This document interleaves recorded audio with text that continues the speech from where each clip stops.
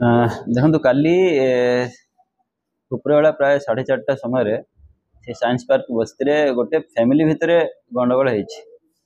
ସେଥିରେ ଟୋଟାଲ 3 ଜଣ ଇଞ୍ଜର୍ଡ ଅଛନ୍ତି। ତ ମାଇନର ଇଞ୍ଜୁରୀ 2 ଜଣଙ୍କର ଅଛି, ଆଉ ଜଣେ ମେଜର ଇଞ୍ଜୁରୀ ଅଛି, ସେ ହସ୍ପିଟାଲାଇଜ ବର୍ତ୍ତମାନ ହେଇଛନ୍ତି। ଏ ଘଟଣା ଏଇଆ ଯେ ସେ ଚନ୍ଦନ ବୋଲି ଗୋଟେ ପିଲା, ତାର ଦାଦା ପୁଅ ସେ ବସ୍ତିରେ ବାବୁଲି ବୋଲି ତା ଦାଦା ପୁଅ ପାଖକୁ ଯାଇଥିଲା। ବାବୁଲି ଆକ୍ଚୁଆଲି ଟିକେ ମେଣ୍ଟାଲି ଟିକେ ଆବନର୍ମାଲ ଭଳି ଅଛି। ସେ ତାକୁ ଯାଇ କହିଲା ଯେ ବାବୁଲି ତତେ ମୁଁ ମେଡିକାଲ ନେଇଯିବି, ଟ୍ରିଟମେଣ୍ଟ କରିବି, ଚାଲ ବୋଲି। ସେଇ କଥାକୁ ନେଇକି 2 ଜଣ ଭିତରେ ପାଟିତୁଣ୍ଡ ହେଲା। ପାଟିତୁଣ୍ଡ ହେଇକରି 2 ଜଣ ଭିତରେ ଠେଲାପେଲା ହେଇଛି।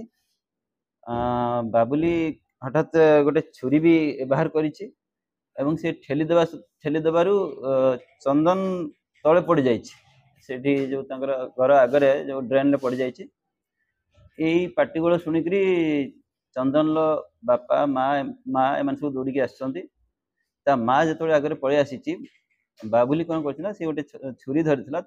ସେ ଛୁରୀଟା ବୁଲିବା ଦ୍ୱାରା ତା ମାର ପେଟ ଟିକେ କଟି ଯାଇଛି ଏବଂ ତା ବାପାର ବି ମୁଣ୍ଡରେ ଟିକେ ଆଘାତ ହେଇଛି। ଏହାକୁ ଦେଖିକରି ଚନ୍ଦନ ପାଖରେ ପଡ଼ିଥିବା ଗୋଟେ ବାଉଁଶ ବାଡ଼ିରେ ତା ମୁଣ୍ଡକୁ ପ୍ରହାର କରିଛି, ପିଟିଛି, ଯାହାଫଳରେ କି ତାର ହେଡ୍ ଇଞ୍ଜୁରୀ ଅଧିକ ଅଛି ଏବଂ ସେ ସାଙ୍ଗେ ସାଙ୍ଗେ ତାକୁ ମେଡିକାଲ ନେଇଯାଇଥିଲେ। ମେଡିକାଲରୁ ତାକୁ କଟକ ରେଫର କରିଥିଲେ। କଟକରୁ ସେ ବର୍ତ୍ତମାନ ପଳେଇ ଆସିକରି ଆପୋଲୋ ହସ୍ପିଟାଲରେ ଟ୍ରିଟମେଣ୍ଟ ଅଛି। ତା କଣ୍ଡିସନ କ୍ରିଟିକାଲ ଅଛି।